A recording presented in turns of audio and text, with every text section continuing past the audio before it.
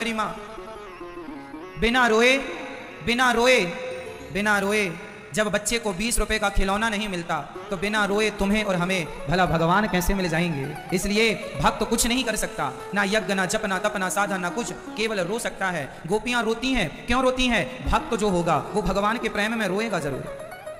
भगवान के लिए कौन रोता है? जो भगवान से सच्चा प्यार करता है।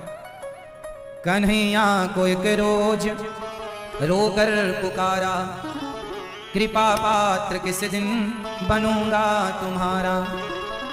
मेरे साथ होता है प्रतिक्षण तमाशा, ये मन में उदासी हृदय में निराशा।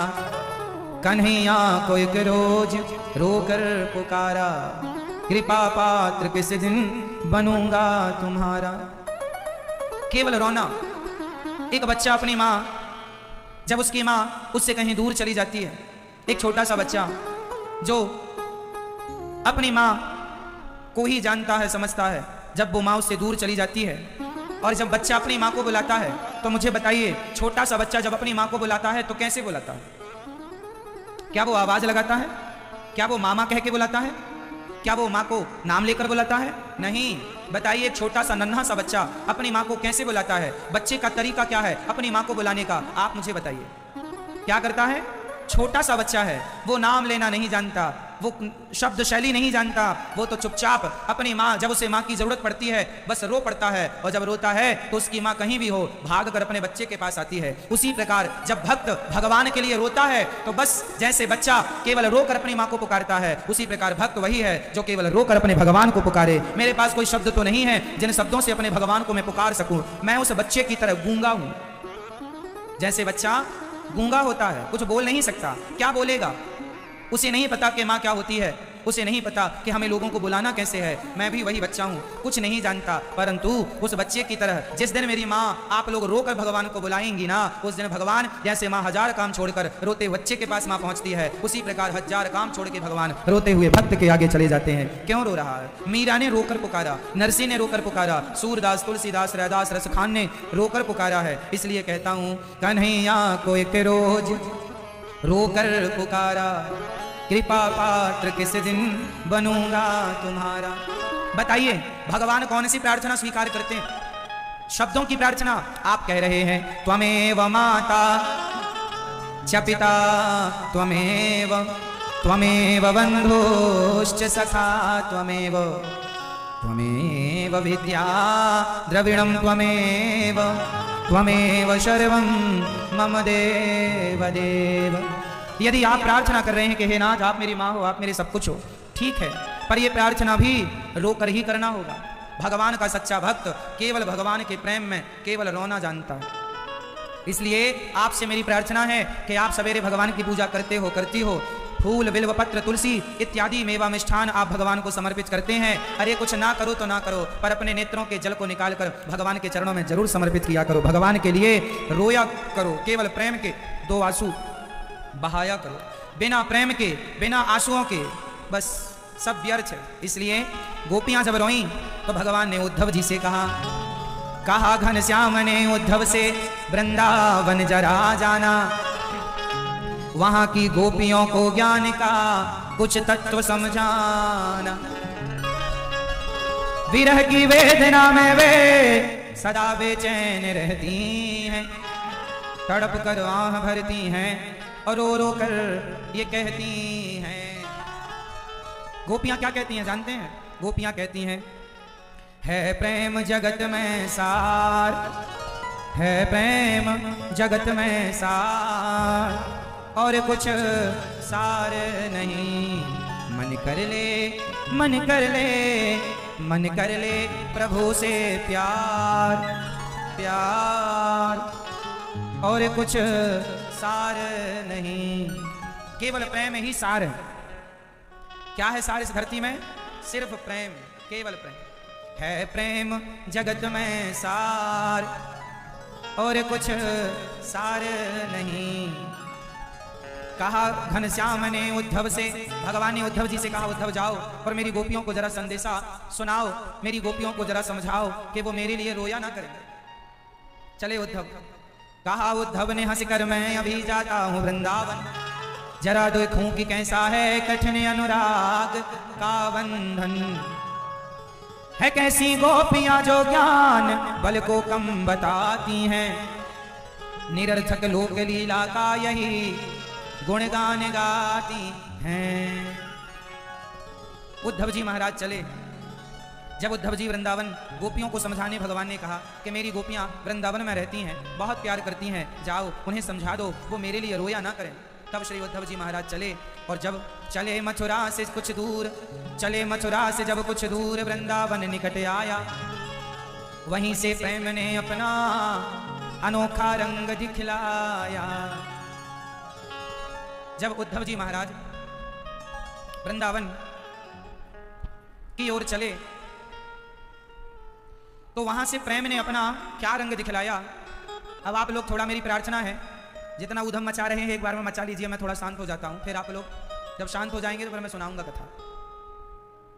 आप लोग समझते नहीं हैं, प्रपंच में लगे हैं, जबरदस्ती बार बार खड़े हो रहे हैं आप लोग। बेटा बिछे रहने दो उनको, पहले बिछाओगे फिर हटाओगे, बिछे रहने दो उनको, है ना। चुपचाप बैठो, तुम लोग भी कथा सुनो, बैठो। अब आप लोगों को जितनी बात करना है 5 मिनट का समय दे रहे हैं हम आपको, फटाफट कर लीजिए अपनी बातें। ना आप सुनते हैं ना सुनाने देते हैं। हो जाए आपकी पंचायत तो बताना।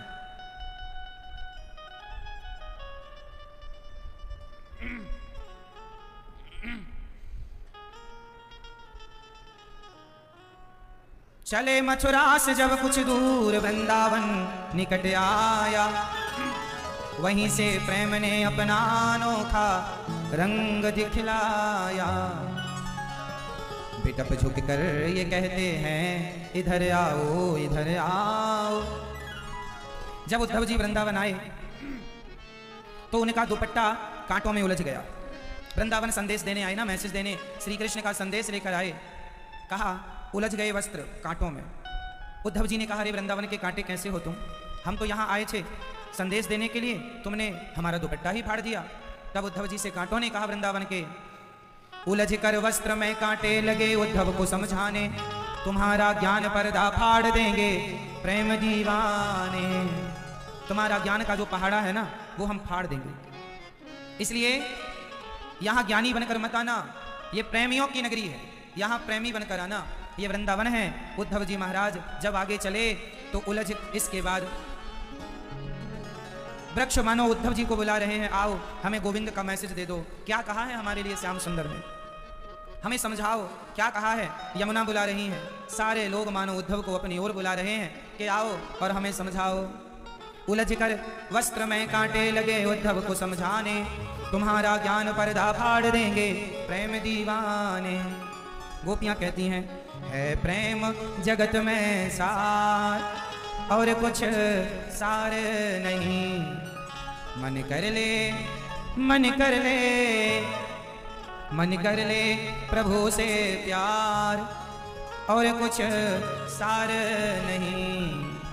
सारी गोपियां बस प्रेम करती हैं। उद्धव जी जब माँ यशोदा से मिले और माँ यशोदा से कहा उन्होंने कि माँ वो भगवान है, किसी के पुत्र नहीं है, न माता न पिता तस्य, न भार्या न सुता दया, नात्मीयो न परश्चापी, न देहो जन्म एव च।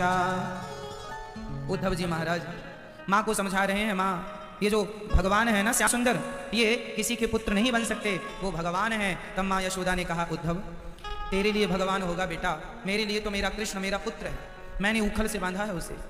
माँ के दिव्य उपदेश से उद्धव जी बह गए।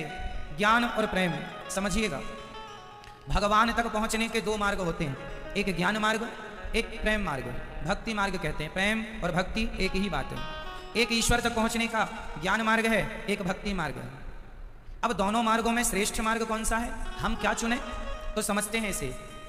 ज्ञान मार्ग जो होता है वो बंदर के बच्चे जैसा होता है, और प्रेम मार्ग भक्ति मार्ग बिल्ली के बच्चे जैसा होता है। अब बिल्ली का बच्चा और बंदर का बच्चा, इनमें अंतर क्या है? इनमें यही अंतर है कि जो बंदर का बच्चा होता है ना, वो सदा अपनी माँ को पकड़ के रखता है, सदा अपनी माँ को पकड़ कर रखता है। इस पेड़ से उस पेड़ पर यदि बंदरिया छलांग लगाएगी तो बंदरिया अपने बच्चे को नहीं पकड़ती, उस समय बंदर को पकड़ना पड़ता है अपनी माँ को। यदि उसकी पकड़ कमजोर हुई तो गिरने की संभावना ज़्यादा है। तो बंदर का जो बच्चा है वो ज्ञान है। जैसे बंदर ने अपनी माँ को अपने ज्ञान से पकड़ा है, माँ ने तो इस पेड़ से उस पेड़ में छलांग लगाई, तुमने पकड़ कमजोर रखी तो गिर जाओगे। उसी प्रकार ज्ञानी जो होता है वो भगवान को पकड़ता है। जैसे बंदर का बच्चा अपनी माँ को पकड़ता है, ऐसे ज्ञानी भगवान को पकड़ता है। लेकिन ज्ञान का जरा सा घमंड आया तो छोड़ देता है भगवान को। इसलिए ज्ञान मार्ग है बंदर के बच्चे जैसा, और भक्ति मार्ग क्या है? भक्ति मार्ग है बिल्ली के बच्चे जैसा। ये बिल्ली का बच्चा क्या होता है? कहते हैं बिल्ली अपने बच्चे को 7 घर घुमाती है, तब बिल्ली के बच्चे की आंखें खुलती हैं। जैसे बिल्ली अपने बच्चे को 7 घर घुमाती है तब उसकी आंखें खुलती हैं, ऐसे आप लोग भी जब 7 दिन की कथा सुन लोगे तो आप लोगों की आंखें भी खुल जाएंगी। लेकिन जब आप पूरी कथा बड़ी श्रद्धा से सुने तब, बिना प्रपंच बिना पंचायत के, बिल्ली अपने बच्चे को 7 घर घुमाती है। अब यहाँ आप मुझे ये बताइए कि बिल्ली अपने बच्चे को पकड़कर 7 घर ले जाती है या बिल्ली का बच्चा अपनी माँ को पकड़कर जाता है? बंदर के और बिल्ली के दोनों सब्जेक्टों में बताओ कौन किसे पकड़ता है? बंदर के विषय में तो बंदर ने पकड़ा था माँ को, अब बिल्ली के सब्जेक्ट में कौन पकड़ता है? यहाँ बिल्ली अपने बच्चे को पकड़ती है या बच्चा बिल्ली को पकड़ता है? जल्दी से उत्तर दो, कौन किसे पकड़ता है? हाँ, बिल्ली अपने बच्चे को पकड़ती है। यहाँ पर बच्चा बिल्ली को नहीं पकड़ता, जबकि बंदरिया में बच्चे ने माँ को पकड़ा है, यहाँ पर माँ ने बच्चे को पकड़ा है। अब आपसे मेरा सवाल, बताइए जिस बच्चे को माँ ने पकड़ा है वो बच्चा ज्यादा सुरक्षित है या जिस बच्चे ने अपनी माँ को पकड़ा है वो बच्चा ज्यादा सुरक्षित है? कौन? तो ज्ञानी जो होता है वो भगवान को पकड़ता है, और जो भक्त होता है वो भगवान को कभी नहीं पकड़ता। भगवान स्वयं भक्त को ऐसे पकड़ते हैं जैसे बिल्ली अपने बच्चे को पकड़ती है। और पकड़कर, ये वही बिल्ली है, चूहे को पकड़ती है तो फाड़ डालती है, पर बच्चे को पकड़ती है तो दौड़कर दूसरा घर, दौड़कर तीसरा घर ले जाती है, बच्चे को जरा सी खरोंच नहीं आती। उसी प्रकार भगवान ने दुष्टों को भी पकड़ा है तो फाड़ दिया चूहे की तरह। उसी हाथ से भगवान दुष्टों को भी पकड़ते हैं, उसी हाथ से भगवान भक्तों को भी पकड़ते हैं। फर्क ऐसा है, दुष्टों को चूहे की तरह और भक्तों को बच्चे की तरह पकड़ते हैं। इसलिए भगवान को हम ना पकड़ें। इसलिए मंदिर में जब जाते हैं ना तो कैसे दर्शन करना चाहिए? मंदिर में जाते हैं तो दर्शन कैसा होता है आप लोगों को शायद पता हो या ना हो, इसलिए हमेशा बोलना चाहिए, बोलो राधे राधे। ये हाथ क्यों उठाया जाता है? जब हम बोलते हैं राधे राधे तो क्यों हाथ उठाया जाता है? इसका कारण क्या है?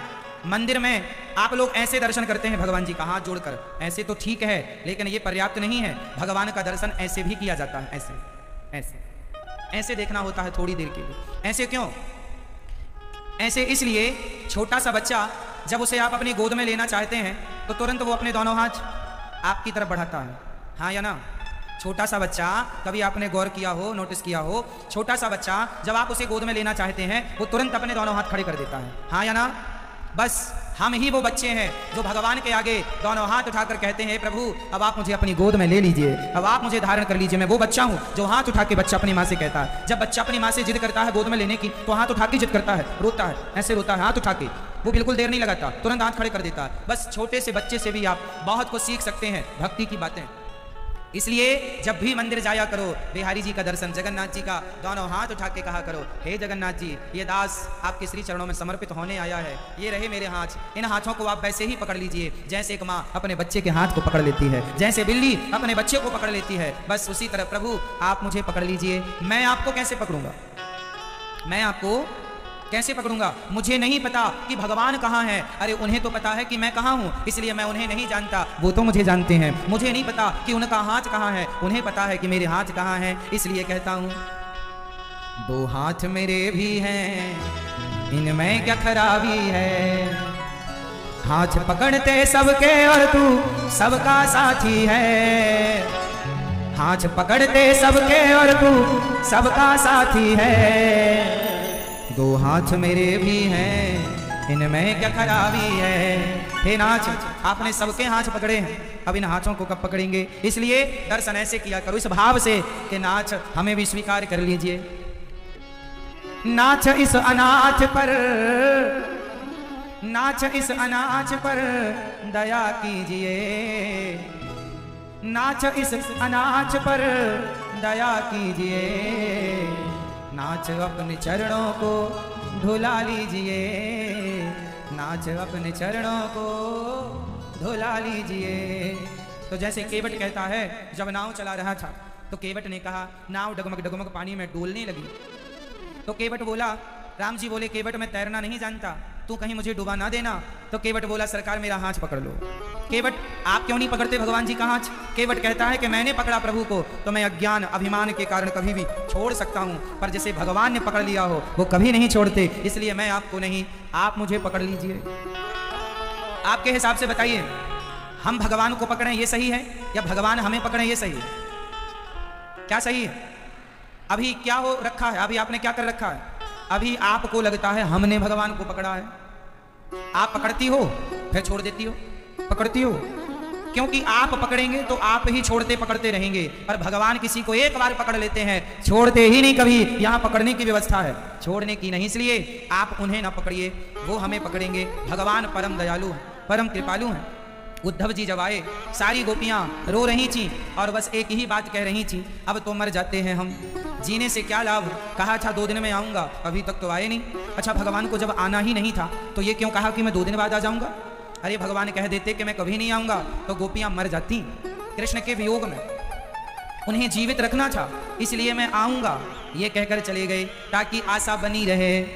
आशा रख पगली आएंगे। कौन आएंगे? हरि आएंगे, हरि आएंगे, हरि आएंगे, हरि आएंगे। गोपियां कहती हैं, अब तो हम मर जाएंगी, तेरे बिना भी क्या जीना ओ कान्हा रे, तेरे बिना भी क्या जीना। अब तेरे बिना हे गोविंद हम जिया तो जिया कैसे? अब हम मर रही हैं। एक सखी मरने लगी तो दूसरी कहती है, मत मर सखी, कहा है कि आऊंगा तो आएंगे जरूर। आशा रख, आशा रख, आशा रख पगली आएंगे, आशा रख पगली आएंगे, आशा रख पगली आएंगे, आशा रख पगली आएंगे। हरि आएंगे, हरि आएंगे, हरि आएंगे, हरि आएंगे, हरि आएंगे, हरि आएंगे। आशा रख, आशा रख, आशा रख पगली आएंगे, आशा रख पगली आएंगे, आशा रख पगली आएंगे, आशा रख पगली आएंगे। एक सखी बोली, ये कन्हैया कितना निष्ठुर हो गया है, अभी तक तो आया नहीं, अब तो जीवन पूरा होने को आया।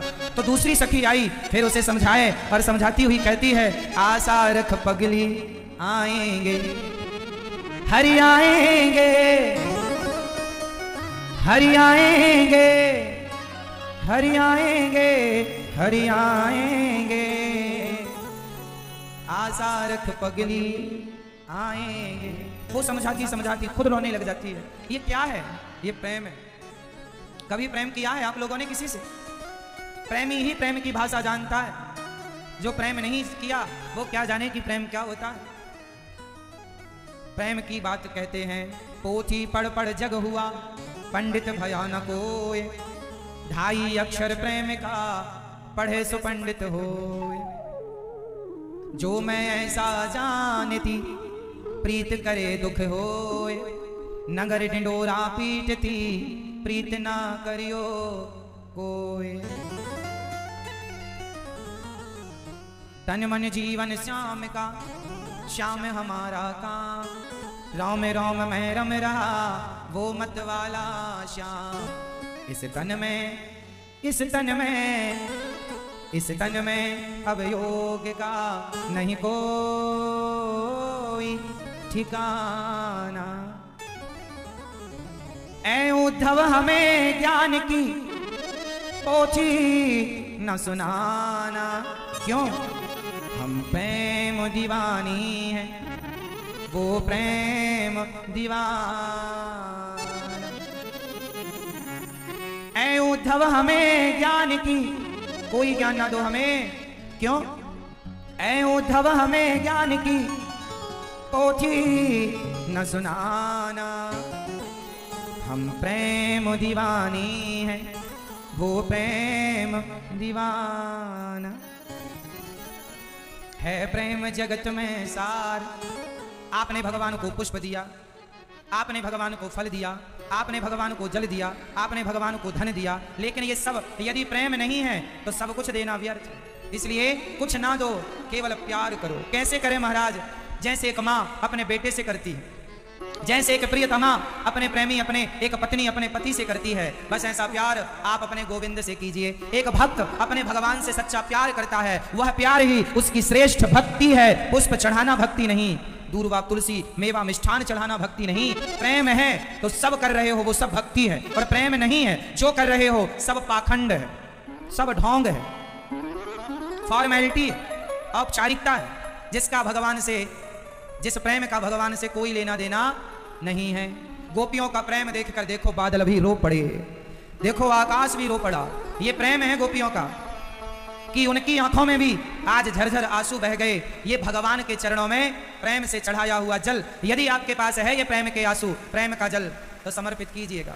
मिलहि न रघुपति बिनु अनुरागा, किए जोग जप ज्ञान विरागा, है प्रेम जगत में सार और कुछ सार नहीं। मन कर ले, मन कर ले, मन कर ले प्रभु से प्यार, और कुछ सार नहीं।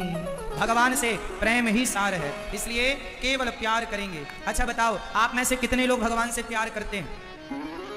सब करते हैं, बहुत अच्छा। आप लोग प्यार करते हैं भगवान से, अच्छी बात। हम आप सभी के चरणों की धूल अपने माथे पर सजा रहे हैं। बस आप मुझे ये और बताओ कि आप भगवान से कितना प्यार करते हैं? कितना प्यार करते हैं आप भगवान से, बताओ जरा। ऐसे नहीं, जितना आप जो पूछूंगा सच सच बताइएगा, सच के सिवा बिल्कुल झूठ ना मिलाइएगा। आप ये बताओ कि आप जितना प्रेम अपने बेटे से करते हैं, क्या इतना प्रेम भगवान से करते हैं? हाँ या ना में उत्तर। यदि करते हैं तो मैं आपके प्रेम आपकी भक्ति को प्रणाम करता हूं, और नहीं करते तो करिएगा। जितना प्रेम आप अपने बेटे से करती हैं उतना भी जिंदगी में कोई भगवान से कर लेगा तो भवसागर से पार हो जाएगा। उस प्रेम से ही आपका उद्धार हो जाएगा। सारी जिंदगी आपको नारियल चढ़ाने की जरूरत नहीं है, केवल उतना प्रेम कर लीजिए जितने अपने बच्चों से करते हैं। लेकिन विडंबना तो यह है कि बच्चों से हम कर लेते हैं, भगवान से नहीं हो पाता। 2 बेटे हैं तो 2 से कर लेंगे, 4 हैं 4 से कर लेंगे, एक भगवान से नहीं हो पाता। ये विडंबना। इसलिए मेरी माँ, भगवान को केवल प्रेम करो जितना एक माँ बेटे से करती है, जितना एक पत्नी पति से करती है, जितना आप अपनी दुकान मकान खेती बाड़ी धन दौलत से प्रेम करते हैं, इतना प्रेम भगवान से कीजिएगा। आधा भी कर लेंगे तो कल्याण हो जाएगा, पर करिए जरूर। बिना प्रेम के आपकी भक्ति शून्य, बिना प्रेम के आपकी भक्ति व्यर्थ है, बिना प्रेम के आपकी भक्ति बेकार है। तो कौन कौन भगवान से प्यार करेगा? चलिए, अच्छा एक बात बताओ, शादी के 3 साल तक किसी स्त्री को बेटा ना हो तो वो स्त्री रोती है किसके लिए? बताओ किसके लिए रोती है? बेटे के लिए। बस यही कहती है, हे भगवान मुझे एक बेटा दे दो। रोती है जितना एक स्त्री बेटे के लिए रोती है, बेटा नहीं होए तो रोती है इस मंदिर जाकर उस मंदिर जाकर, सब जगह रोती है। जैसे एक स्त्री अपने बेटे को प्राप्त करने के लिए वो रोती है, अरे जितने आंसू उसने बेटे को पाने के लिए बहाए, इतने आंसू भगवान को पाने के लिए बहाए होते तो भगवान मिल जाते मेरी माँ। पर विडंबना ये है, हम बच्चों के लिए तो रोते हैं, भगवान के लिए नहीं रोते। इसलिए लिख लेना मेरी बात, बिना रोए जब बच्चे को खिलौना नहीं दिलाती माँ, तो बिना रोए तुम्हें भगवान भी नहीं मिलेंगे। जो आप कर रहे हैं उस करने में अपना प्रेम मिला दीजिए, प्रेम के आंसू मिलाइए। गोपियों के प्रेम के आगे उद्धव फीके पड़ गए। गोपियों के चरणों में उद्धव ने प्रणाम किया, ब्रज रज को पान किया, माथे लगाया, गोपियों का हृदय दर्शन किया, उनके हृदय में गोविंद का। और उद्धव जी आए प्रेम का पाठ पढ़ने के लिए। उद्धव को भगवान ने वृंदावन भेजा था प्रेम का पाठ पढ़ने के लिए। जाओ, ज्ञानी तो हो गए हो, थोड़ा प्रेम सीख कर आओ, पाठ पढ़ के आओ। प्रेम का ज्ञान कितना भी हासिल कर लो, पर बिना प्रेम के कल्याण नहीं है। अच्छा बताओ, जलेबी मीठी होती है या नहीं? हाँ या ना में उत्तर, जोर से। ना, नहीं होती। जलेबी मीठी नहीं होती है, मीठी तो चाशनी होती है। चाशनी में ना डूबे जलेबी तो जलेबी की ताकत क्या कि वो अपने को मीठा कर ले। जलेबी मीठी नहीं होती, चाशनी की मिठास जलेबी ग्रहण कर लेती है। उसी तरह ज्ञान है जलेबी की तरह, और प्रेम और भक्ति है चाशनी की तरह। जब तक ज्ञान भक्ति प्रेम की चाशनी में ना डूबे तब तक वो ग्रहण करने के योग्य नहीं होता। जलेबी बिना चाशनी के कौन खाएगा? कोई नहीं। उसी तरह भक्ति के बिना ज्ञान का आप हम करेंगे क्या और भगवान क्या करेंगे? इसलिए ज्ञान नहीं, मोहन प्रेम बिना नहीं मिलते। ज्ञान भी हो आपके अंदर, ज्ञान भी जरूरी है, ऐसा नहीं कि ज्ञान को हम नकार देना, ज्ञान जरूरी है, पर वो ज्ञान घमंड से भरा ना हो, भक्ति और प्रेम से भरा हो, तब वो ज्ञान कल्याण करता है। इसलिए मूल तत्व है भक्ति प्रेम। बिना प्रेम के भगवान ना हमें स्वीकार करेंगे ना आपको स्वीकार करेंगे। उद्धव जी को भगवान ने हृदय में ब्रजमंडल का दर्शन कराया। भगवान के प्रथम विवाह की चर्चा आपने सुनी। भगवान का प्रथम विवाह हुआ है माता रुक्मणी जी से। दूसरा विवाह भगवान का हुआ है जामवंत की बेटी जाम्बवती से। जामवंत त्रेता युग के जामवंत थे, द्वापर में इनकी बेटी का विवाह भगवान श्री कृष्ण से हुआ। कैसे हुआ जरा समझो। द्वारिका में एक सूर्य भगवान के भक्त रहते थे, सत्राजित उनका नाम था। आसित सत्राजितः सूर्यो भक्तस्य परमः सखा प्रीतस्तस्मै मणिं प्रादा सूर्यस्तुष्ट्यः स्यमन्तिकम्। एक सूर्य भगवान के भक्त रहा करते थे, नाम था सत्राजित। उन्होंने खूब भगवान सूर्य की उपासना की। सूर्य भगवान ने उन्हें मणि दी। एक दिन भगवान ने कहा ये मणि आप राजकोष में जमा कर दो। उन्होंने मना कर दिया। सत्राजित का भैया प्रसन्न उस मणि को पहनकर जंगल गया और उन्हें एक शेर ने मार डाला। शेर को जामवंत जी ने मारकर मणि अपनी बेटी जाम्बवती को दे दी। ये घटना द्वारिका के जंगलों की।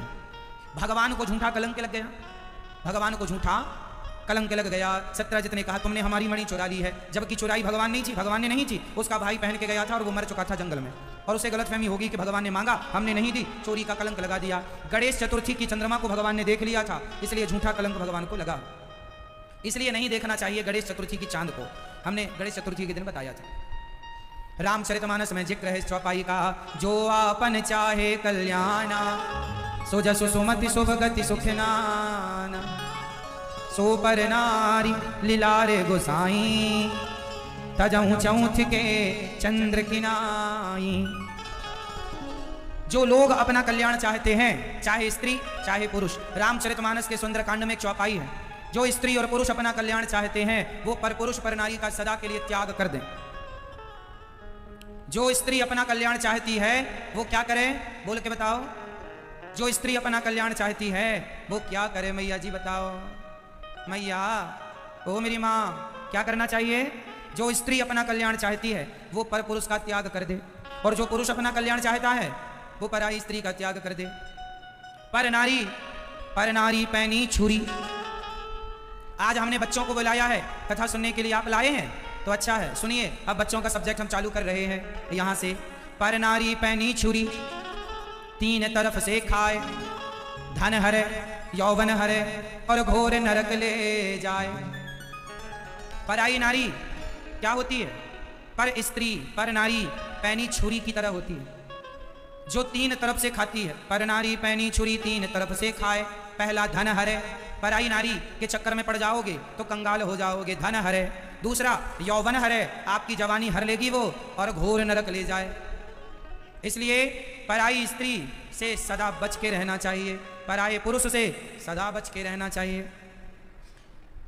आजकल बच्चे, छोटे छोटे लड़के लड़कियां, हमारी बहनें, हमारे भाई लोग, आजकल देखा होगा स्कूली बच्चों को, कॉलेज के बच्चों को, जवान भाई बहनों को ना आजकल प्यार जल्दी हो जाता है। आपने एक चीज़ नोट की होगी, आजकल बच्चों को प्यार बहुत जल्दी हो जाता है, हाँ या ना। छोटे छोटे आजकल की लड़कियां गोल गोल रोटी बनानी नहीं आती अभी, हाँ, और प्यार अच्छे से करती हैं, प्यार करना सीख लिया। अच्छा मुझे बताओ कि आप माँ बाप ने कभी अपने बच्चों को चरित्र का ज्ञान दिया है या नहीं दिया है? तो अच्छी बात है। नहीं दिया तो सवाल आपसे है, आपने अपने बच्चों को सब पढ़ाया लिखाया, बताइए क्या बच्चों की डिग्री ही जरूरी है? क्या बच्चों का चरित्र जरूरी नहीं है? मेरे दोस्तों, मेरी बहनों, मेरे भाई बताएंगे, बताओ जीवन में डिग्री जरूरी है या आपका कैरेक्टर, आपका चरित्र? क्या जरूरी है बताओ, क्या जरूरी है? जीवन में चरित्र जरूरी है या सिर्फ डिग्रियां? आप बताओ। चरित्र जरूरी है। चरित्र किसे कहते हैं? क्या है चरित्र? किसे कहते हैं चरित्र? स्त्री और पुरुष दोनों को अपना चरित्र बचाकर रखना चाहिए। आपके चरित्र पर कहते हैं कपड़े में दाग लग गया तो छूट जाएगा, चरित्र में दाग लग गया कोई साबुन नहीं बना जो चरित्र के दाग को साफ कर सके। इसलिए चरित्र की पूजा होती है। इसलिए अपनी बेटियों को, अपने बेटों को चरित्र की शिक्षा दिया करो। कल की प्रश्नोत्तरी में मुझसे एक बहन ने गजब का सवाल किया था। कल की एक प्रश्नोत्तरी जब हमने यहाँ की तो एक बहन ने गजब का सवाल किया। उस बहन का सवाल क्या था? आज लगभग हर लड़की का ये सवाल होता है और जवान लड़कों का। एक लड़की ने मेरे से सवाल किया कि महाराज जी जब राधा जी कृष्ण से प्रेम कर सकती हैं, राधा जी भगवान कृष्ण का विवाह रुक्मणी जी से हुआ और उनने कहा कि जब राधा जी से कृष्ण प्रेम कर सकते हैं तो फिर हम किसी लड़के से प्रेम क्यों नहीं कर सकती? कृष्ण कर सकते हैं तो हम भी करें, क्यों जी? आजकल लड़कियों को ये बात बता बता करके लड़के अपने जाल में फंसा लेते हैं कि राधा ने भी तो कृष्ण से प्यार किया, तुम भी हमसे कर लो, क्या घट रहा है? अब समझाओ इन मूर्खों को कि राधा जी जो हैं वो कृष्ण की, भगवान श्री कृष्ण की पत्नी है, और कोई पति पत्नी प्यार करे एक दूसरे से तो कोई बुराई तो नहीं है, कोई अपराध तो नहीं है। राधा जी भगवान श्री कृष्ण की प्रेमिका नहीं है, पत्नी है। शास्त्रों में लिखा है भगवान कृष्ण का विवाह राधा जी से हुआ है। ये बात अपने बच्चों को बताओ। वृंदावन आना, आज भी वो मंडप है, आज भी वो जगह है जहां राधा जी का विवाह भगवान श्री कृष्ण से ब्रह्मा जी ने कराया था। ये रहा वो भांडीर वट, ये पूरा वृक्ष मंडप के आकार का है। यहाँ पर ही एक छोटा सा मंदिर है जहां पर ब्रह्मा जी ने राधा जी का विवाह, ये देखो लिखा है राधा कृष्ण विवाह मंडप भांडीर वट, ये देखो आज भी वो मंदिर मौजूद है। अब आप लोगों को ज्ञान नहीं है तो हम क्या करें? कई लोग राधा जी को भगवान श्री कृष्ण की केवल प्रेमिका मानते हैं। अरे राधा जी कृष्ण की केवल प्रेमिका नहीं, राधा जी तो सदा से भगवान श्री कृष्ण की अर्धांगिनी रही हैं, सदा से पत्नी रही हैं, सदा उनकी हैं। और आजकल की लड़कियां ये जरा सा सेंटेंस याद कर लेती हैं कि जब राधा कृष्ण से प्रेम कर सकती हैं हम क्यों नहीं कर सकती? वाह, तुम भी बड़ी राधा बनने चली हो, वाह, अपने आप की तुलना राधा से कर रही हैं, देख लो जरा। और ये लड़के अपनी तुलना श्री कृष्ण से कर रहे हैं कि कृष्ण ने रास रचाया, हम भी रास रचाएंगे। तो भगवान ने रास रचाने के पहले एक अंगुल से गिरिराज जी को उठाया था, तुम भी उठा लो, बड़े कृष्ण कन्हैया बनने चले हो। एक उंगली से पहाड़ उठाया था, काली अनांग को मारा था, 6 दिन की आयु में जहर पिया था पूतना मौसी का। भगवान की तुलना देखो हमसे नहीं हो सकती। भगवान भगवान है, भगवान की तुलना इंसानों से ना की जाए, है ना। अपने चरित्र को स्ट्रांग किया जाए, मजबूत किया जाए। और मैं आप केवल अपनी बहन बेटियों को एक जरा सी बात समझाऊंगा, बस, बहुत ज़्यादा समझाने का समय नहीं है। मैं आपको केवल इतना समझाऊंगा कि हमें मन लगाकर पढ़ना चाहिए। पढ़ाई पूरी कर लो, शादी कर लो, फिर अपने पति से प्यार कर लेना। आजकल की लड़कियां अन्य जातियों में विवाह कर लेती हैं। ब्राह्मण लड़की को ब्राह्मण में ही विवाह करना चाहिए, क्षत्रिय लड़की को क्षत्रिय में ही विवाह करना चाहिए, वैश्य लड़की को वैश्य में ही विवाह करना चाहिए, और शूद्र लड़की को शूद्र में ही विवाह करना चाहिए। अब आप कहेंगे क्यों? तो मैं साइंटिफिक रीजन बोल रहा हूं। साइंस क्या कहता है? अंतर्गत अन्य विवाहों के लिए, अन्य जाति के विवाहों के लिए साइंस का क्या कहना है, अब मैं आपको बताता हूं, समझिएगा। एक लाल गुलाब को एक सफेद गुलाब की कलम के साथ जोड़ दिया जाए तो उससे जो गुलाब होगा वो तीसरे रंग का ही होगा, हाँ या ना? आपने ये साइंस देखा, पढ़ा, समझा? हाँ या ना? लाल गुलाब की कलम को सफेद गुलाब की कलम से आप जोड़ दीजिए, उसे गमले में लगाइए। जब वो फूल देने की स्थिति में पहुंचेगा तो ना वो लाल गुलाब देगा ना वो सफेद देगा, वो एक अलग ही देगा, पिंक दे सकता है। उस गुलाब का कलर दोनों से अलग होगा, उसका रूप रंग व्यवहार गुण अलग होगा। उसी तरह जब ब्राह्मण क्षत्रिय लड़की से विवाह करता है तो क्षत्रिय और ब्राह्मण ये दो कलम जब मिली तो संतान तीसरे ही रास्ते पर जाने वाली होगी। उस संतान को कहते हैं वर्ण संकरी। उस संतान को क्या कहते हैं? वर्ण संकरी। ये बताओ, किसान खेत में बीज बोता है तो किसान बीज बोने के लिए अच्छी क्वालिटी का बीज खरीदता है। अपनी फसल किसान 20 रुपए किलो बेचता है तो खेत में बोने की फसल 50 रुपए किलो खरीदता है। आपको पता है ये बात? हाँ या ना? किस किस को ये बात पता है? अच्छी क्वालिटी का बीज लाता है किसान, क्योंकि जिस अच्छी क्वालिटी का बीज होगा उतनी अच्छी पैदावार होगी, फसल होगी। उसी प्रकार इसीलिए हमारे बड़े बुजुर्ग खानदानी लड़का लाते थे बाप दादों का, जिसका नाम था, बाप दादों में जिसने कोई गलत काम नहीं किया, बाप दादों ने शराब नहीं पी, मांस नहीं खाया, लड़का भी शुद्ध शाकाहारी सात्विक है, लड़की भी अच्छे खानदान की, लड़का भी अच्छे खानदान का, और दोनों खानदान पवित्र हैं, दोनों के विचार पवित्र हैं, दोनों का रहन सहन पवित्र है। तो तुम दोनों की जो संतान होगी वो सर्वश्रेष्ठ संतान होगी, जो समाज का कल्याण करेगी, देश का कल्याण करेगी। और तुम यदि माँ बाप बिगड़ गए, माँ किसी जाति की, बाप किसी जाति का, तो तुम्हारी संतान जो होगी ना वो तुम्हारे लिए कल्याणकारी होगी ना वो आने वाले समाज के लिए कल्याणकारी होगी। यही है वर्ण संकरता। इसलिए साइंस के अनुसार मैं समझा रहा हूं कि विवाह ब्राह्मणों का ब्राह्मण में ही हो, श्रेष्ठ ब्राह्मण हो, लड़की भी श्रेष्ठ घर की हो, लड़का भी श्रेष्ठ घर का हो, तो श्रेष्ठ ब्राह्मण पैदा होगा। उस एक श्रेष्ठ ब्राह्मण को खवाओगे तो 1000 ब्राह्मणों को खवाने का पुण्य मिल जाएगा। एक श्रेष्ठ ब्राह्मण को खवाओगे तो। क्षत्रिय, श्रेष्ठ क्षत्रिय है दशरथ जी, और श्रेष्ठ छत्राणी है मां कौशल्या, और छत्री जब मिले तो राम जैसे भगवान को प्रकट कर दिया उन्होंने। क्यों जी? हाँ या ना? तो अब दशरथ जी भी अन्य विवाह कर लेते किसी से ना, क्षत्रियों का क्षत्रियों से। आपको याद होगा आपको याद होगा माता द्रौपदी का विवाह पहले कर्ण के साथ तय हुआ था। आपको पता है महाभारत की घटना। द्रौपदी का विवाह पहले कर्ण के संग, क्योंकि वो मछली की आंख भेदने में सफल रहे, भेदानी पर भेद सकते थे, धनुष को उठा लिया था, सारी सभा बोल रही थी ठीक है भेद दो, और द्रौपदी से विवाह कर्ण का ही होने वाला था, पर द्रौपदी ने खुद मना कर दिया था। कर्ण थे तो क्षत्रिय, कुंती के पुत्र थे, पर उस समय ये बात नहीं पता थी कि ये कुंती पुत्र थे, उस समय पता था कि ये शूद्र पुत्र हैं। इसलिए द्रौपदी ने कहा मैं क्षत्राणी हूं और ये शूद्र हैं, फिर हमारी जो संतान होगी वो श्रेष्ठ संतान नहीं हो सकती। इसलिए शास्त्रों को उठाकर देखिएगा, जहां जहां बिगड़ा है सिस्टम वहां वहां दुष्ट ही पैदा हुए हैं, वहां वहां समाज के शुभ चिंतक पैदा नहीं हुए। इसलिए आज आपकी जिम्मेदारी है। आजकल के लड़के कहते हैं, लड़कियां कहती हैं महाराज जी हम अपना डिसीजन खुद ले सकते हैं, अपने लिए लड़का हम ढूंढ सकते हैं, अपने लिए लड़की हम खुद ढूंढ सकते हैं, माँ बाप की क्या जरूरत है। अच्छा अब इतने बड़े हो गए हो कि माँ बाप की जरूरत नहीं है। आजकल के बच्चे कितने गद्दार हो गए हैं, कुछ बच्चे जो अपने माँ बाप की छाती पर ही खंजर मार देते हैं।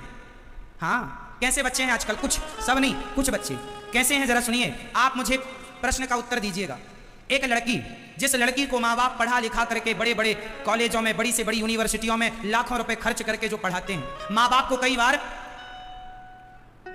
कई बार एक्स्ट्रा काम करके पैसे जोड़ने पड़ते हैं बच्चों की पढ़ाई के लिए, दिन रात काम करना पड़ता है तब बच्चे पढ़ लिख पाते हैं। अब मुझे बताइए, एक गांव की माँ, एक गांव का बाप, उनका एक ही बेटी थी, उनकी कोई बेटा नहीं हुआ। उन्होंने कहा कोई बात नहीं, एक बेटी है, पढ़ा लिखा के नाम कराएंगे, इसका योग्य बनाएंगे, बड़े पोस्ट बड़े पद पर जाएगी, हमारा नाम रोशन होगा। तो गांव के माँ बाप शहर आए और अपनी बेटी को बढ़िया पढ़ाना लिखाना शुरू किया। खूब उसका बाप रिक्शा चलाता था, माँ घर घर जाके झाड़ू पहुंचा करती थी। ये बिल्कुल सत्य घटना बोल रहा हूँ, एक माँ की सत्य घटना। मेरे से आकर वो माँ रोई, तब मुझे उसने पूरी कथा बताई, तो मैंने आपको उसकी कथा सुनाई। एक माँ जो गांव से निकलकर शहर गई इस शौक से कि गांव के लोग तो बेटियों को पढ़ाते नहीं हैं, हम ही सोच बदलेंगे लोगों की, हम अपनी बेटी को पढ़ाएंगे लिखाएंगे, कलेक्टर बनाएंगे, आईएएस बनाएंगे, आईपीएस बनाएंगे, बड़े पद पर ले जाएंगे।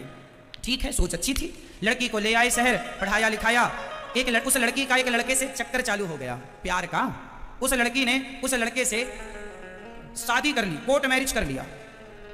अब उसकी माँ को जब पता चला कि मेरी बेटी ने शादी कर ली और अपनी शादी में मुझे भी इनवाइट नहीं किया, निमंत्रण नहीं दिया, अब आप बताओ कि जिस माँ ने, जिस बाप ने बेटी के लिए घर घर बर्तन धुले, रिक्शा चलाया, उस बेटी का क्या फर्ज नहीं था कि वो अपनी माँ से पूछ लेती कि माँ मुझे ये लड़का पसंद है, बताओ शादी करूं कि नहीं। आज उसकी माँ जब रोई तो ऐसे रोई मानो उससे ज्यादा दुखी संसार में कोई नहीं। और बात भी सत्य है कि उस माँ से दुखी कौन होगा जिसकी बेटी मनमाने ढंग से विवाह करके और अपने माँ बाप को धोखा दे। अब मुझे बताइए कि क्या उस बेटी ने अपनी माँ को धोखा नहीं दिया? जोर से, क्या उस बेटी ने अपने बाप को धोखा नहीं दिया? दिया कि नहीं? हाँ या नाम उत्तर। तो आपसे सवाल मेरा, क्या बेटियों को, क्या बेटों को, क्या इस प्रकार अपने माँ बाप को धोखा देना जायज है, उचित है? आपसे मेरा हाथ जोड़ के सवाल है, आप लोग तो अपने माँ बाप को धोखा नहीं देंगे? आप लोग तो कोई लड़की को लेके तो नहीं भाग जाओगे? आप तो कोई लड़के को लेके नहीं भाग जाओगे? आप तो अपना घर बसा लेते हैं मेरे दोस्तों मेरी बहनों, पर माँ बाप का बसा बसाया घर उजड़ जाता है। कितना सपना देखते हैं हर माँ बाप अपनी बेटियों के लिए, अपने बेटों के लिए, कितना सपना देखते हैं, कितनी इच्छाएं होती हैं उनकी, शादी करेंगे, विवाह होगा, लड़की के लिए लड़का ढूंढेंगे। और आप जब मनमाना, यदि आपको कोई लड़की लड़का पसंद है तो आप अपनी माँ से कहो, माँ बाप को लगेगा कि उचित है तो कराएंगे, यदि उन्हें लगेगा कि ये गलत है तो नहीं। अंतर जाति विवाह तो ना कीजिएगा। इसलिए प्यार करने के पहले देख लो कि जिससे प्यार कर रहे हैं वो प्यार करने के लायक है या नहीं। ऐसा ना हो कि प्यार कर लिया महाराज जी, अब क्या करें, आप कह रहे हैं शादी मत करो, वहां जहां माँ बाप कहते हैं वहां करो, हमने तो प्यार उससे कर लिया, अब क्या करें, प्यार कैसे तोड़ें? अच्छा ये बताओ, एक लड़का लड़की मेरे पास आए, दोनों ने बोला महाराज जी हम दोनों शादी करना चाहते हैं एक दूसरे से। हाँ हाँ कर लो। तो हमने कहा क्यों पूछ रहे हो हमसे? बोले हमारी माँ तैयार नहीं है। हमने कहा फिर मत करो जब माँ तैयार नहीं है। हमने कहा उस लड़के से तुम्हारी माँ तैयार नहीं है, अब क्या करोगे? बोले मैं शादी इसी से करूंगा। मैंने कहा फिर तुम्हारी माँ का क्या होगा? बोले मैं अपनी माँ को छोड़ दूंगा, दूसरे शहर चला जाऊंगा। मैंने उस लड़की की तरफ देखा, मैंने कहा बहन देख रही हो, जो अपने माँ बाप का ना हो सका वो तुम्हारा कितने दिन होके रहेगा, इस चक्कर में ना पड़ा करो। और लड़कों से कह दूं, जो लड़की अपनी माँ की ना हो सकी, अपने बाप की ना हो सकी, वो तुम्हारी नहीं हो सकेगी साहब। वो लड़की बड़ी निर्दयी होती है जो अपने माँ बाप का आंसू ना समझे, जो माँ बाप के दिल को ना समझ पाई, वो तुम्हारे भावों को क्या समझेगी। इसलिए आपसे मेरी विनती है, जितनी मेरी बहन बेटियां बैठी हैं, आपसे आज मैं बहुत स्पष्ट कह दूं, कोई लड़का आपसे प्यार नहीं करता। जो लड़के कहते हैं ना कि राधा ने प्यार किया, हमसे कर लो, तुम हमारी राधा बन जाओ, ये लोग केवल तुम्हें च्युइंगम की तरह चबाना चाहते हैं। ये लोग जो कहते हैं हमसे प्यार करो, जो तुम्हें व्हाट्सएप पर आई लव यू लिखकर भेजते हैं, ये लोग केवल तुम्हें च्युइंगम की तरह चबाना चाहते हैं, और जब चबा लेंगे तो जैसे च्युइंगम को चबाकर थूक देते हैं, ऐसे तुम्हें थूक करके चले जाएंगे। ना तुम घर की रहोगी ना घाट की रहोगी। कान होए तो सुन लो जो हम कह रहे हैं। शायद ये बात आपको कोई ना कहे, अब तुम्हारा भाई तुम्हारा बाप ना कह सकेगा ये, इसलिए ये दास अनिरुद्ध कहता, कोई लड़का तुमसे प्यार क्यों करेगा? तुमसे नहीं, तुम्हारे सुंदर शरीर से कर रहा है। हवस पूरी करके छोड़कर चला जाएगा। रोज अखबारों में हम खबर सुनते हैं कि एक लड़के ने एक लड़की को शादी का झांसा देकर उसके शारीरिक शोषण करके चला गया। ये आए दिन अखबार में हम पढ़ते हैं कि नहीं? हाँ या ना? बोलो हाँ या ना। इसलिए मेरी बहनों को मैं कहूंगा कि आप लोग किसी लड़के से इतनी दोस्ती ना कर लें कि वो आपके घर आने लग जाए, आप उसके घर अकेले जाने लग जाएं। अकेले ना बैठा करो। मेरी बहन बेटी हो, आप कहती हो महाराज जी हम गलत नहीं, अरे तुम गलत नहीं हो। तुम्हारा मन कब गलत हो जाए तुम्हें भी नहीं पता चलेगा। ये मन की मत मानियो, मन बड़ा छलिया है, कब छल ले पता ना लगेगा।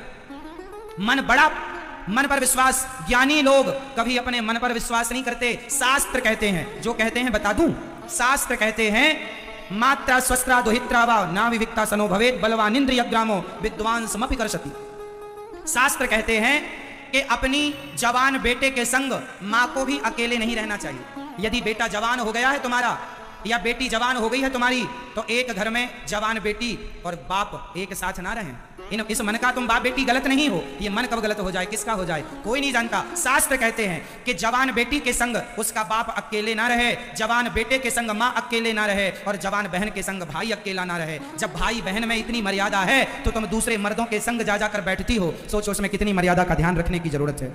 आप तो अपना कहती हो मेरा वाइफ फ्रेंड है, मेरी गर्लफ्रेंड है। ये कोई वाइफ फ्रेंड गर्लफ्रेंड नहीं होता। मैं तो कहता हूं, एक गीत आपने सुना होगा, दिल लगी ने दी हवा। सुना है ये? हम सुना रहे हैं, दिल लगी ने दी हवा, थोड़ा सा धुआं उठा और आग जल गई, है ना? तेरी मेरी दोस्ती प्यार में बदल गई। ये गीत है, किसी ने गाया है ना? दिल लगी ने दी हवा। तो ये जो लड़का लड़की आजकल की होती है ना, ये पहले व्हाट्सएप में इनकी शुरू होती है बातें, तुम बहुत अच्छी लगती हो, तुम बहुत अच्छे हो, बहुत स्मार्ट हो, बहुत सुंदर हो, यहाँ से बातें शुरू होती हैं लड़का लड़कियों की। और फिर जाके कहाँ रुकती हैं, अब तो हमें तुमसे प्यार हो गया है। धीरे से आई लव यू लिख दिया, एक छोटा सा दिल बना दिया। लड़की को लगा वाह वाह वाह प्यार हो गया, अब तो नींद नहीं आ रही है, करवट बदले जा रही है, रजाई ओढ़ ओढ़ के बार बार उसका मैसेज चेक कर रही है, और क्या भेजा और क्या भेजा। फिर धीरे से ये भी समय देखकर भेज देती है आई लव यू टू। तुम एक प्यार करते हो, हम दो करेंगे। अब लो यहीं से इनका सिलसिला चालू हो जाता। तो दिल लगी ने दी हवा, ये हवा मिल गई, अब थोड़ा सा धुआं उठा। अब थोड़ा सा इनका पहले व्हाट्सएप में इनका हाय हेलो हुआ, फिर जाके ये चाय कॉफ़ी के साथ बैठ के इन लोग आपस में मिलने भी लगे, बात भी करने लगे।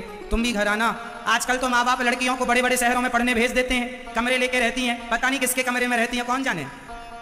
एक सच्ची घटना आपको सुनाता हूँ। संसार में कितना धोखा चल रहा है, और गलतियां बेटा बेटियों की कम मानूंगा मैं, माँ बाप की ज्यादा है। आप कैसे माँ बाप हो, आप लड़कियों को पढ़ाने भेजते हैं, भेजिए, मना नहीं करता, पर एक बार जाकर बेटियों को देख तो लो कि पढ़ ही रही हैं कि क्या कर रही हैं। आज मुझे ये बताइए, क्या पढ़ने के नाम पर लड़कियां आज मनमाना नहीं कर रही हैं? आप बताइए। बड़े बड़े शहरों में लड़कियां और लड़के पढ़ने के नाम पर मनमानी कर रहे हैं, हाँ या ना? जोर से हाँ या ना। एक लड़की का इतिहास सुनाता हूँ, चरित्र। एक लड़की अपने माँ बाप की लाडली लड़की थी, पढ़ने दिल्ली गई, बहुत पढ़ी, मन लगाकर, उसे IAS IPS बनना था, जो भी उसका सपना था। उसने कोचिंग कमरे से रहती है ना, वहाँ कमरे से रही लड़की, एक लड़के से वो कोचिंग करती थी। उस लड़के से हो गया उसे प्यार, बिल्कुल सच्ची कहानी सुना रहा। उस लड़के से हो गया उसे प्यार, दोनों ने मंदिर में कर ली शादी। शादी करने के 2-4 महीने संग रहे। एक दिन लड़की ने उसके मोबाइल में किसी और महिला की फोटो देखी, तो पूछा कि ये कौन है? तो उसने कहा कोई नहीं। उसने पता लगाया तो पता चला कि उस लड़के का ऑलरेडी विवाह हो चुका है, 2 बच्चे हैं। ये केवल इसे झांसा देके फंसाता है, इसका यूज करता है, यूज करके चला गया। अब तुम बनी रहो सती सावित्री।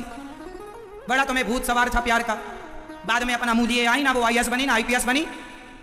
अब क्या बन गई वो आप बताओ? चरित्रहीन महिला बन के आ गई, फिर कहीं उनका विवाह किया गया खैरे गरे नत्थु खैरे से। तो लड़कियां भावुक होती हैं, भावना में डूब जाती हैं और उसमें अपना चरित्र बिगाड़ लेती हैं। ये दुनिया तो तुम्हें लूटने ही बैठी है, तुम लूटने को तैयार हो तो लूटने वाले का क्या दोष है? मुझे लगता है कि लड़कियों की गलती ज्यादा है लड़कों से। लड़कियां अपने पास आने ही ना दें तो क्या मजाल किसी की कि तुम्हारे पास कोई आ जाए, आके खड़ा हो जाए। तुम ही लिफ्ट देती हो तो बाद में तुम ही लुटती हो, फिर क्यों रोती हो कि हम लुट गई? तुमने ही लुटवाया है अपने आप को। तुमने ही मौका दिया है लोगों को अपने करीब आने का, और पास में आओ, आप चिपक के फोटो खिंचवाते हैं, सेल्फी लेते हैं। तुम्हें शौक चढ़ा है, हम क्या करें? हाँ या ना? इसलिए मेरी बहनों को मैं हाथ जोड़ के कहता हूं, प्यार व्यार के चक्कर में ना पड़ा करो। माँ बाप ने भेजा है, ईमानदारी से पढ़ाई कर लो। चरित्र चला गया तो सब रहा, तो क्या रहा? अरे राम और रावण में एक ही अंतर है कि राम जी का चरित्र पूजता है और रावण का चरित्र पुतलों के द्वारा जलाया जाता है। ये रावण नहीं जलता, रावण का चरित्र जलता है। और मंदिरों में राम की पूजा नहीं, राम के चरित्र की पूजा होती है। राम चरित्र सुनवे कौन रसिया, राम लखन सीता मन। तो चरित्र की पूजा होती है। आपसे मेरी प्रार्थना है, अपने चरित्र को बचाइएगा। और माँ बाप की मेरी प्रार्थना माँ बाप से, आप अपने बच्चों को चरित्रवान बनाएंगे। कौन कौन बेटा बेटी चरित्रवान बनेंगे? हाथ उठा के बताओ। आप अपने माँ बाप को धोखा तो नहीं देंगे? हाथ उठा के। लव मैरिज कोर्ट मैरिज के चक्कर में तो नहीं पड़ेंगे? आज हमारी बेटियां लव जिहाद के चक्कर में पड़ जाती हैं। किसके चक्कर में? लव जिहाद। किसी अन्य धर्म के लोगों से उनका प्यार हो जाता है। अन्य धर्म के लोगों से जो तुम प्यार करती हो ना मेरी बहनों, वो लोग तुमसे प्यार के झांसे में तुमको फंसा कर शादी करके विदेशों में ले जाके लाख 2 लाख 4 5 लाख में बेच के वापस आ जाते हैं, फिर किसी और को फंसा कर ले जाएंगे। ये चल रहा है विदेशों में। कितनी भारत की लड़कियां बर्तन धुल रही हैं, जिनके शारीरिक शोषण हो रहा है। क्यों? प्यार का भूत चढ़ा था। कभी चली थी ये हनीमून मनाने उसके संग, वहां उसने बेच दिया 5 लाख में या 10 लाख में, लो हो गया। इसलिए आपको विवेक से काम लेना है। किसी अन्य जाति के जो माँ बाप कहें वो, हाँ, माँ बाप को भी मैं निवेदन करूंगा कि यदि लड़की को कोई लड़का पसंद है, लड़के को कोई लड़की पसंद है और वो योग्य भी है, समाज का है, तो आप भी उनकी जिद पूरी कर दो, करा दो विवाह। यदि योग्य है तो, अयोग्य है तो समझाओ कि ये ठीक नहीं। माँ बाप को भी बच्चों की बातें सुननी और समझनी चाहिए। तो कौन कौन बेटा बेटी बच्चा यहाँ मेरे भाई बहन जो बैठे हैं, वो कभी झूठे प्यार व्यार के चक्कर में नहीं पड़ेंगे? हाथ उठा के मुझे बताओ कौन कौन नहीं पड़ेगा चक्कर में? अभी तो आप लोगों का प्यार व्यार नहीं है किसी से। क्यों जी? प्यार है आपका किसी से? आप करते हैं किसी से प्यार? किसी से नहीं करते। अपनी माँ से प्यार करो, अपने पिता से प्यार करो, बस। शादी के बाद फिर अपनी अर्धांगिनी से प्यार करना, ठीक है? बोलिए भक्त वत्सल भगवान की जय। अपने माँ बाप की बात रखा करो, अपने माँ बाप का सम्मान किया करो। चलो एक बात समझाता हूं। आज मैं आपको एक चीज और विशेष समझाऊं। आज हमारी जो लड़कियां, हमारी बहन बेटियां हैं, इनको मैं एक चीज और बताऊंगा कि आपको अपने आप को इतना तैयार करके रखना चाहिए कि कल को आप पर कोई संकट आ जाए, आप पर कोई मुसीबत आ जाए, तो आप अपने आप को उस संकट से आप स्वयं अपने आप को निकाल लें। इसलिए मैं तो कहूंगा, मैया इतनी देर में तो आदमी स्वर्ग में जाके बैठ जाए, जितनी देर में ये यहीं नहीं बैठ पा रहे हैं। ओ मेरी माँ, देखो दोनों बूढ़ी बूढ़ी मैया, देखो क्या पंचायत चल रही है। सुन लो मेरी माँ, और कर लो थोड़ी पंचायत बुढ़ापे में। कथा सुनने आई हो मेरी माँ, सुन लो। पंचायत घर पूरी नहीं होती ना महाराज, पूरी रात कम पड़ जाती है पंचायत के लिए। चलो अब सुनो, कोई परेशान ना होइएगा। हम तो ये निवेदन करेंगे हर माँ बाप को कि आप अपनी बेटियों को झांसी की रानी बनाने की कोशिश कीजिए। स्वावलंबी बने, सेल्फ डिपेंड बने, आत्मनिर्भर। अपनी बेटियों को तलवार चलाना क्यों नहीं सिखाते आप लोग? कॉकरोच से डरती हैं आजकल लड़कियां, कॉकरोच से भाग जाती हैं, चूहा चूहिया से भाग जाती हैं डर के मारे। और एक वो झांसी की रानी थी, खूब लड़ी मर्दानी, वो तो झांसी वाली रानी थी। सिंहासन हिल उठे राजवंशों ने भ्रकुटी तानी थी, बूढ़े भारत में भी आई फिर से नई जवानी थी, खूब लड़ी मर्दानी, वो तो मोबाइल वाली रानी थी। खूब लड़ी मर्दानी, वो तो झांसी वाली रानी थी। अच्छा ये बताओ, झांसी की रानी को अंग्रेजों ने जब घेर लिया तो अंग्रेजों को काटती हुई अपने लक्ष्य की ओर आगे बढ़ी थी कि नहीं? अंग्रेजों से लोहा लिया था कि नहीं झांसी की रानी ने? झांसी की रानी ने तो नहीं बोला अरे हमें कोई बचा लो, कोई बचा लो। नहीं, आपको बचाने कोई नहीं आएगा। ना समय से पुलिस आएगी, ना समय से तुम्हारा पिता आएगा, ना तुम्हारा भाई, ना ये जमाने के लोग तमाशा देखते रहेंगे। अभी मैंने सुना हमारे एक बेटी के ऊपर किसी ने पेट्रोल डाल के आग लगा दी, जल करके बेचारी भगवान के घर चली गई। कौन आया बचाने? अंकिता शायद उसका नाम था। कौन आया बचाने? ना परिवार आया, ना समाज आई, ना पुलिस आई। कौन आया? मर जाने के बाद सब आते हैं, समय पे कोई नहीं आया। इसलिए मैं कहता हूं कि आप जैसी बेटियों को अपनी रक्षा के लिए जैसे माता दुर्गा ने तलवार ले रखी है दुष्टों के लिए, आप भी तलवार चलाना सीखिए, आप भी लाठी चलाना सीखिए, आप भी कराटे चलाना सीखिए और आप अपनी रक्षा कीजिए। ये सोचकर कोई नहीं आएगा तुम्हें बचाने। कल को भगवान ना करे तुम पर कोई मुसीबत आए तो तुम्हें अपने आप को बचाना पड़ेगा। अपनी रक्षा की तैयारी कर लो, ना आएगा कोई, ये सोच के चलो, कोई नहीं आएगा। ये मत सोच के चलो कि कोई आएगा। हमारे यहां समय पे कोई नहीं आता, कोई नहीं आता। भारत में समय पे कोई आता है? नहीं आता, इसलिए कोई नहीं आएगा। इसलिए आपके संग कल कोई अनहोनी ना हो जाए, आपके संग कोई दो कौड़ी का लड़का आपको गली में छेड़ने लगे। मैंने सुना कि भारत में 99% लड़कियां ऐसी हैं जिन लड़कियों को स्कूल जाने में, कोचिंग जाने में, बाजार जाने में शायद कोई लड़की बची हो जिसको किसी लड़के ने कभी ना कभी सताया ना हो, परेशान ना किया हो, छेड़ा ना हो। जो सामान्य अच्छे घर की लड़कियां, आप जितनी लड़कियां यहां बैठी हो, आप लोग भी कई बार बाजार जाने में, आप लोग भी कई बार स्कूल जाने में, कुछ लड़के लोग आपको कुछ भी आप पर कमेंट करते हैं, कुछ भी बोलते हैं, कुछ भी आपको बोल देते हैं। आप बोलती हो अरे अब ये तो क्या करेंगे, ये तो बोलती रहेंगे, आप चुपचाप मुंह नीचे करके चली जाती हो। हाँ या ना? ऐसा होता है कि नहीं आज के समाज में? लड़कियों को चौराहे पर दो कौड़ी के लड़के बैठ जाएंगे नालायक लोग, और वो लड़कियों को जाते जाते कोई कमेंट्स करते रहेंगे, कुछ भी बोलते रहेंगे। हाँ, कुछ भी उनको देख के बोलते रहेंगे। लड़की बेचारी, लड़की जाता है किससे कहे, माँ बाप भी कहते हैं चुप रहा करो, आने जाने से काम रखो। अरे कब तक चुप रहोगी? पलट के दो जूते क्यों नहीं जमाती हो उसके मुंह में? तुम्हारी चप्पल थोड़ा मजबूत वाली पहना करो। कब तक सहोगी? तुम चुप हो इसलिए ये दुनिया बोलती। कोई भी तुम्हें कुछ भी बोलकर चला जाता है, हाँ, पलट के तुम जवाब क्यों नहीं देती हो?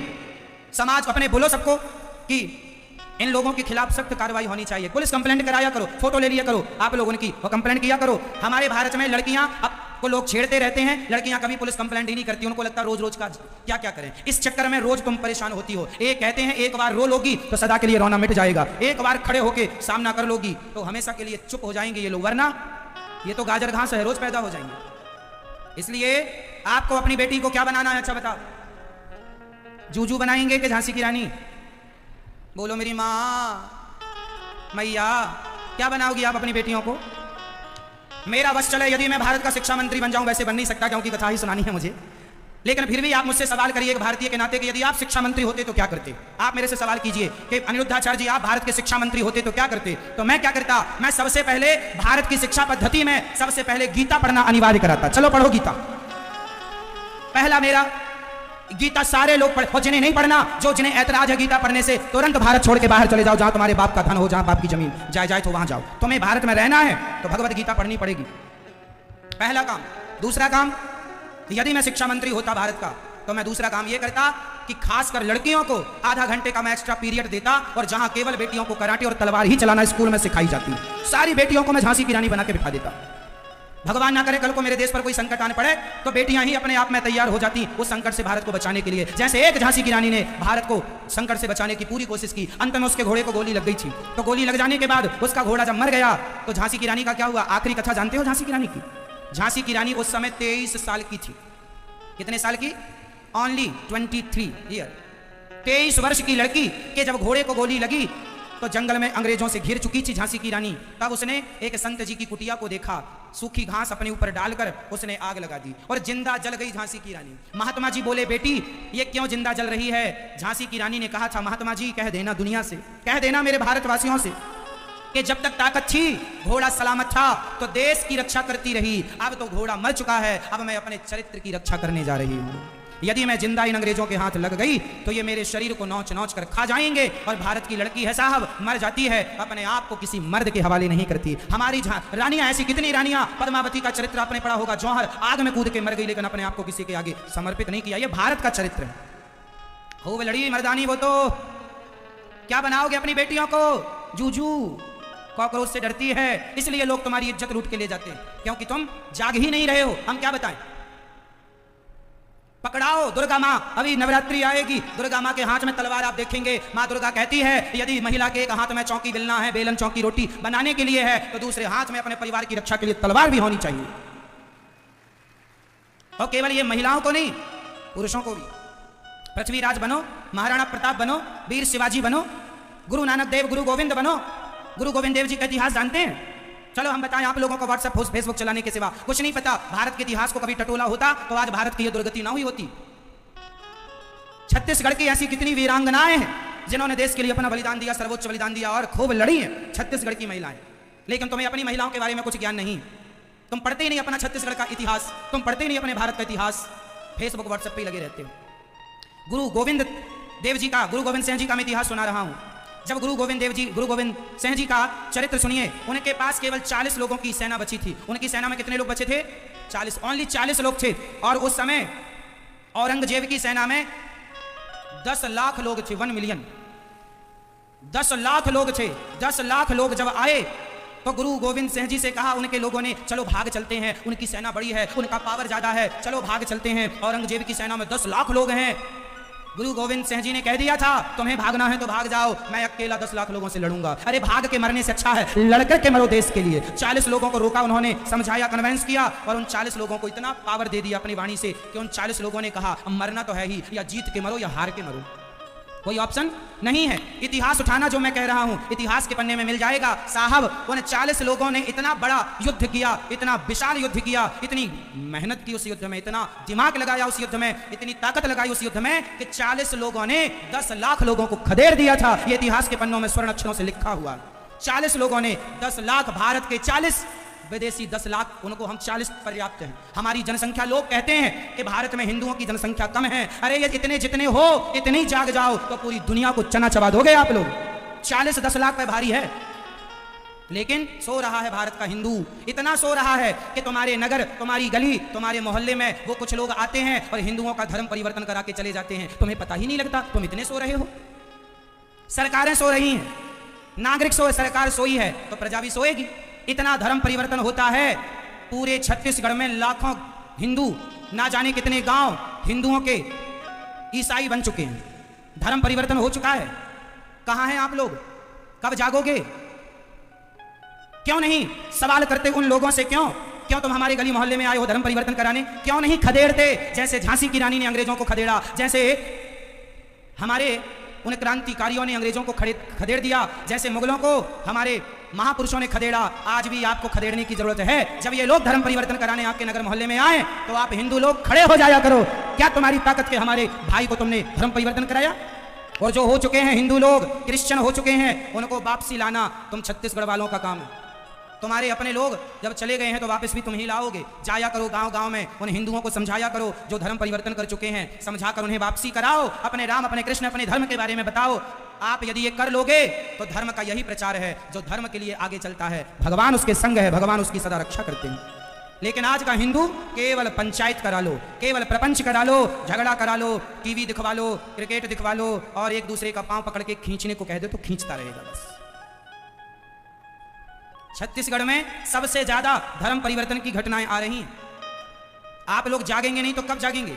वो क्रिश्चियन लोग इतने होशियार हैं कि हिंदुओं के गांव में जाते हैं, भोले भाले हिंदुओं को मीठी गोली पकड़ाते हैं, बोले खिला दो, बच्चे का बुखार उतरता है कि नहीं, देखे तुम्हारे भगवान में कितना दम है। और बाद में पैरासीटामॉल दे के बच्चों को दे देते हैं और बोलते हैं उनके भगवान जो भी होते हैं। तो पैरासीटामॉल, एक बच्चे को बुखार आई तो उन्होंने मीठी गोली दे दी, कहा बोलो जय श्री राम, दे दी, बोले बुखार उतरा नहीं। फिर पैरासीटामॉल दी और वो अपने का बोल के दिए, बोले देखो बुखार उतर गई, अब हमारे धर्म में आ जाओ। जरा सी बातें कह के मूर्ख बना रहे हैं वो लोग, और आप सो रहे हैं। जब भी कोई धर्म परिवर्तन कराने आते हैं तो आप अपने मोबाइल का कैमरा चालू कर लो, वीडियो बनाओ और उनका पर्दाफाश करो, सबको बताओ ये लोग हैं जो गांव-गांव में, शहर-शहर में घूम घूम के उनके खिलाफ कानूनी कार्रवाई होनी चाहिए। नहीं होती कार्रवाई, आंदोलन कर लीजिए। क्यों नहीं सुनवाई होगी? सरकार को एक कानून बनाना चाहिए। सनातन धर्म को बचाना है तो कानून की आवश्यकता है, कोई धर्म परिवर्तन किसी का ना कराए। आप छत्तीसगढ़ वासी जागिए इस सब्जेक्ट को लेकर, वरना आप ही अपने राज्य में अल्पसंख्यक हो जाएंगे। वो दिन दूर नहीं है जब आप अल्पसंख्यक हो जाएंगे। वो लोग बहुसंख्यक होके आप पर अत्याचार करेंगे। आपकी बहन बेटियों के साथ क्या उन लोगों ने पहले ही कम अत्याचार किया है? नहीं जागे तो अफगानिस्तान में क्या हुआ? आज अफगानिस्तान में क्या हुआ बताइए?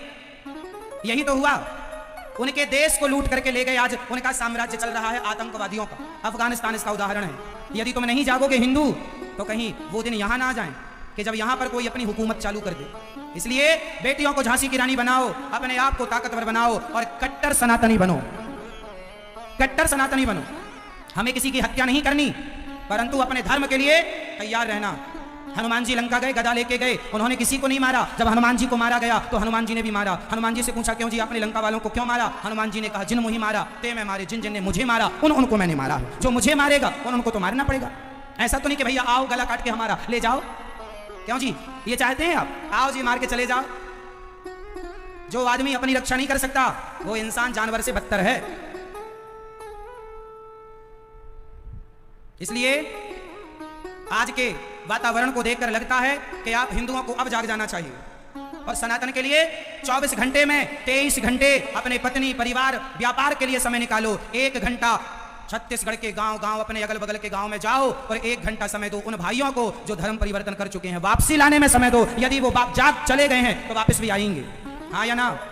समय निकालो, माताएं निकालें, बहनें निकालें, पुरुष लोग निकालो, आप धर्म के लिए समय निकालो। आज हिंदू धर्म की विडंबना मैं आपको बताऊं, आप लोग ऐसे हिंदू हो गए हैं कि आप लोग तिलक तक नहीं लगाते अपने माथे पर। तिलक, आपको तिलक लगाने में शर्म आती है। मुसलमान कभी टोपी लगाने में शर्म नहीं करता कि तुमने टोपी क्यों लगाई है, लेकिन हिंदू को तिलक लगाने में शर्म आती है। अरे जब तुम ही तिलक नहीं लगाओगे तो पाकिस्तानी लगाएंगे क्या? अरे हिंदुओं को अपनी शिखा, चोटी, माथे पर तिलक, तिलक क्यों लगाते हैं? तिलक इस भाव से लगाते हैं कि ये भगवान श्रीमन नारायण के चरण हैं। तिलक इस भाव से लगाना चाहिए कि भगवान के मेरे माथे पर चरण हैं, भगवान का हूं, इसलिए तिलक लगाया करो। आप हिंदू होके तिलक लगाना आपने छोड़ दिया, शिखा रखनी छोड़ दी, गीता रामायण पढ़ना छोड़ दिया, धोती कुर्ता पहनना छोड़ दिया। अब किस बात के हिंदू हो? तुम्हारे दादाजी नानाजी धोती कुर्ता पहनते थे, बोलो हाँ या ना? बोलो हाँ या ना? आप लोगों ने धोती कुर्ता छोड़ दिया, क्यों? अरे संडे के संडे तो धोती कुर्ता पहना करो ताकि भारतीय परंपरा बची रहे कि देखो ये है भारत का पहनावा, धोती और कुर्ता। लेकिन वो भी मिटा दिया लोगों ने, कुछ भी नहीं बचा। आज कितने लोग यहां धोती कुर्ता पहन के बैठे हैं? ना के बराबर शायद कुछ लोग हों। आप लोग प्रतिज्ञा करो, हर संडे को आप धोती कुर्ता पहनकर तिलक लगाकर ही अपने घर से बाहर अपने काम के लिए जाया करो। संडे को तो छुट्टी होती है ना, शॉपिंग करने बाजार इत्यादि जाएंगे, धोती कुर्ता एक दिन तो पहनो साहब। धोती संस्कृति संस्कार तो बच्चे, कुछ तो बचाओ। क्यों जी? भैया से कहो जरा मोबाइल रख दें। अपनी संस्कृति, अपने धर्म के लिए आप लोगों को समय नहीं, केवल बातें करा लो, मन चाहिए जितनी बातें हो बातें कर लो बस। भारत की रक्षा आप और हम ही करेंगे। आप सोचो कि नेता करेंगे तो नेता तो बेच के खा जाएंगे, आप करोगे देश की रक्षा और सेवा। नेताओं के भरोसे ना रहना, आपको करना पड़ेगा। सामान्य जनमानस को अपने धर्म का प्रचार करना पड़ेगा। जाग जाओ तो कर लो, वरना लुट तो रहे ही हो। क्या घट रहा है? इसलिए आप हिंदुओं को एक दिन धोती कुर्ता कौन कौन पहनेगा संडे के संडे? हाथ उठा के बताओ, प्रतिज्ञा करो हम धोती कुर्ता पहना करेंगे एक दिन। नौजवान दोस्तों, भाइयों, आप भी पहना करो, हम पहनते हैं आपकी तरह। हम देखो भारतीयता को लेकर चल रहे हैं। बताइए कौन कौन धोती कुर्ता पहनेगा हफ्ते में एक दिन? उठाओ हाथ। कौन? देखो हाथ भी नहीं उठा रहे हैं, मतलब आप तैयार नहीं हैं अपनी संस्कृति को बचाने के लिए, आप जागरूक नहीं हैं। तो हम कितना चिल्लाएं, हम कितना समझाएं? जब आपको करना ही नहीं है तो हमारे कहने से होगा क्या? हमारे जैसे कितने लोग कहकर चले गए, जब आप करेंगे नहीं तो कहने से नहीं होगा कुछ। माथे पर तिलक रोज लगाया करो। कौन कौन लगाएगा? शर्म आएगी? शर्म नहीं आनी चाहिए। हमारे देश के प्रधानमंत्री जी तिलक लगाते हैं। जब देश के प्रधानमंत्री जी तिलक लगाते हैं तो आम जनमानस को तो लगाना ही चाहिए। हमारे देश के प्रधानमंत्री जी तिलक लगाते हैं जब वो मंदिरों में जाते हैं, आपने देखा होगा। इसलिए तिलक लगाया करो। तिलक लगाना हमारी संस्कृति है। आप जितना पुराना इतिहास उठाकर देखेंगे, चाहे वीरांगनाएं हो, चाहे हमारे देश के महापुरुष हो, सबके माथे पर तिलक था। भगवान राम, भगवान कृष्ण के माथे पर तिलक है, इसलिए तिलक लगाना चाहिए।